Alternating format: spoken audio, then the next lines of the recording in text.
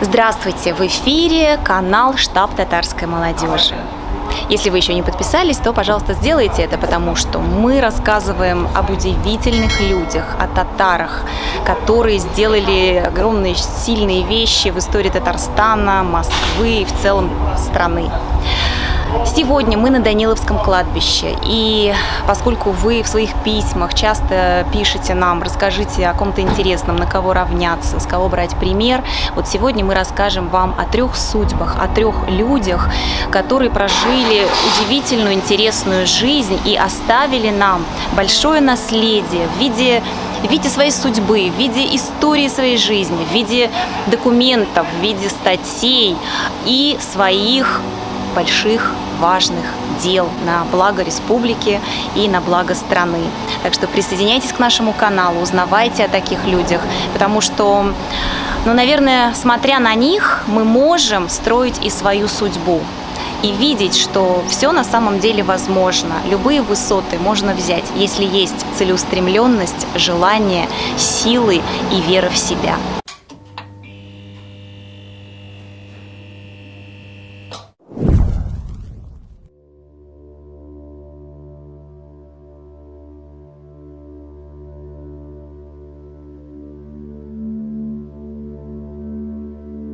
Ибрагим Хатямович Аганин.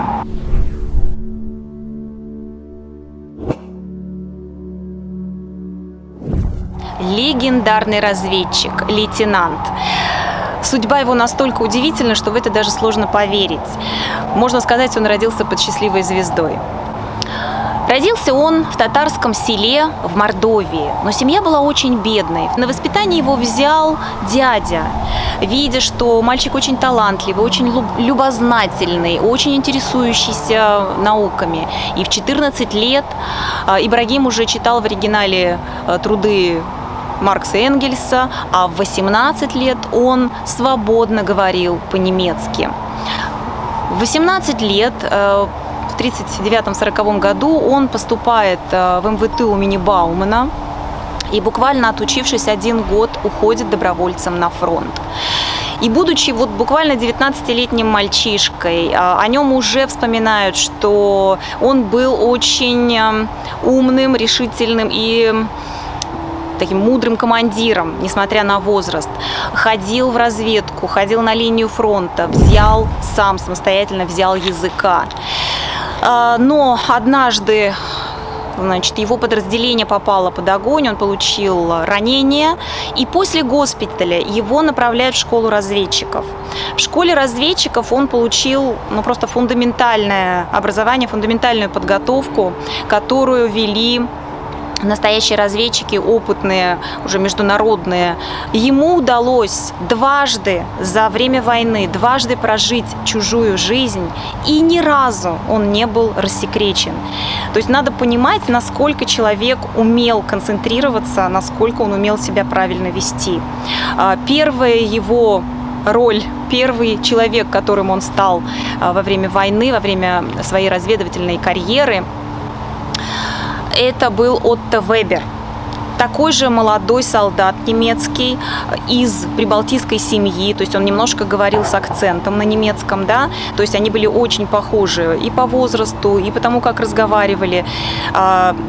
Аганина поместили в лагерь для военнопленных вместе с этим Отто Вебером. И за время общения, естественно, Ибрагим изучил все его повадки, всю его историю семьи и так далее, и так далее, и так далее. И дальше уже с документами этого молодого немецкого солдата он продолжает работу в разведке. Поступает переводчиком в полевое отделение гестапо.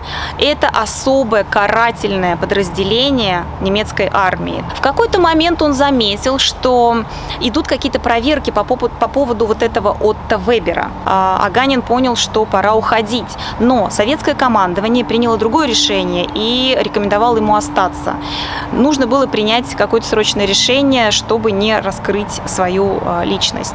На его счастье его отправляют в Киев в командировку.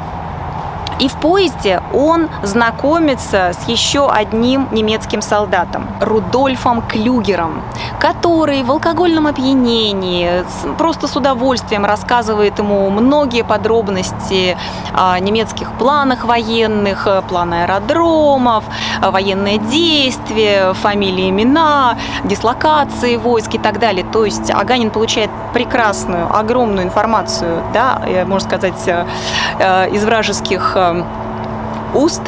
И на одной из станций он убивает этого Рудольфа Клюгера и сбрасывает его, естественно, с поезда, берет его документы и едет в этот санаторий. Он понимает, что нельзя вернуться в часть, где служил этот немец, потому что его узнают, и он старается закрепиться там, в Крыму, ищет себе покровителя, находит себе покровителя полковника гестапо, полковника немецкой армии и втирается в доверие, становится, можно сказать, его помощником, пажом, там, ассистентом и так далее.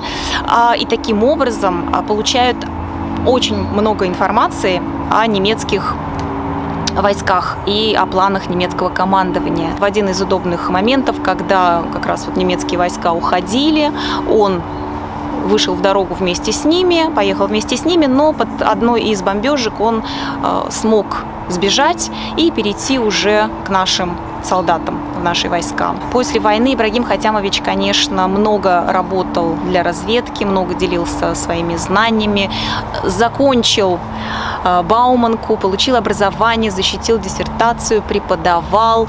Конечно, много переживал о том, что он пережил в войне. Очень много крови, очень много пыток. Все это было на его глазах. Просто представьте, что он был в самом сердце вот карательных органов немецкой армии.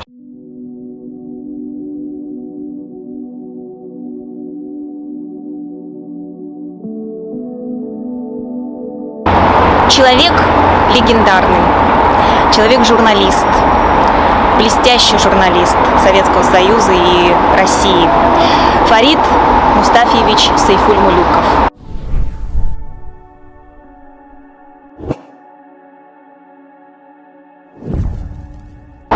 Прожил долгую и очень насыщенную, интересную жизнь. Родился в 1930 году в Ташкенте, но затем семья переехала в Москву, и здесь он уже становится журналистом, начинает свой путь с небольшой заметки в газете «Вечерняя Москва», и затем растет как профессионал, и в конце концов его карьера становится действительно государственной карьерой журналиста. Это востоковед, арабист, журналист-международник. Родившись в семье филолога и полиглота, конечно же, он был заинтересован и изучением языков, и изучением такой непохожей на российскую восточной культуры. Мама его была потомком древнего купеческого татарского рода, так что культура в семье, конечно, была на высоком уровне. В благодарность за его работу Рустам Минниханов на 80-летие журналиста вручил ему такой очень серьезный орден. Он назывался «За заслуги в области культуры, телерадиовещания, печати и многолетнюю плодотворную работу». Это один из блестящих журналистов Советского Союза и России. И можно сказать, что свои репортажи, свои статьи он писал практически под пулями в горячих точках того времени. Это Ближний Восток, Средний Восток, Афганистан. В те времена как раз была война в Афганистане. В общем-то, это был журналист государственного уровня. И можно сказать, что во многом лицо нашей страны в те времена.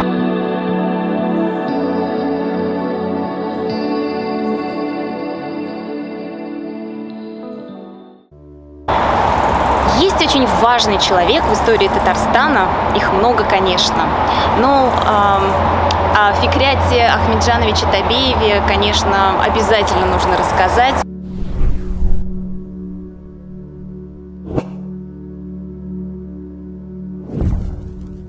Он родился в 1928 году в Рязанской губернии. В 1951 году окончил Казанский университет и начал преподавать. А вот в 1957 году уже началась его политическая карьера. И его заметил еще один большой человек который сделал очень много для Татарстана и Башкирии, это Семен Игнатьев. Он заметил молодого, решительного, целеустремленного Табеева и предложил его, выдвинул его в качестве своего преемника, и Табеев стал первым секретарем обкома КПСС. Он был очень молод. Это произошло буквально в 60-м году. Фикрят Ахмеджанович сделал огромное количество больших дел для Татарстана. Заработали такие мощные стройки и заводы, как КАМАЗ, Казань Оргсинтез, Камская ГЭС, Заинская ГРЭС. Были построены цирк, дворец спорта, новые корпуса университета Казанского. Открылся театр имени Камала. Помимо того, что это был очень решительный, сильный политик, он был еще и очень мудрым дипломатом. Умел общаться с большими людьми нашей страны, умел общаться с руководителями нашей страны, как раз пробивая вот эти большие, огромные стройки, из которых, собственно, в дальнейшем шло все развитие Татарстана и идет до сих пор. В 1979 году такого целеустремленного, мудрого политика и дипломата направили работать послом СССР в Афганистан.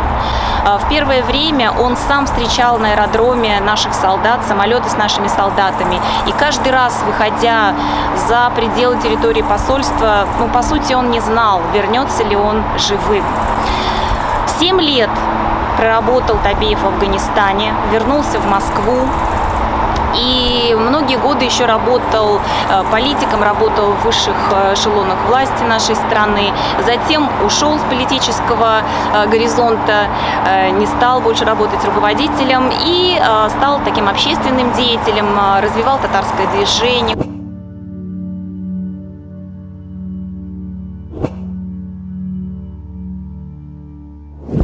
Конечно же, такого человека не забыть.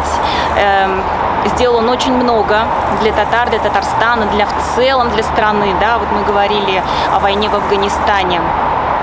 Ну что же, вот в 2015 году, к сожалению, человека не стало, но осталась большая история, остались его великие дела. И сегодня, конечно же, мы возложили цветы к его могиле, вспомнили и рассказали вам о нем. Таких людей надо помнить всегда. Благодарю вас за просмотр. Это только первая наша история. Впереди еще один фильм с Даниловского кладбища. Присоединяйтесь, комментируйте. Может быть, вы знаете о ком-то, кто здесь похоронен и о ком вам хотелось бы узнать. Мы с удовольствием вам расскажем. Спасибо еще раз. До свидания.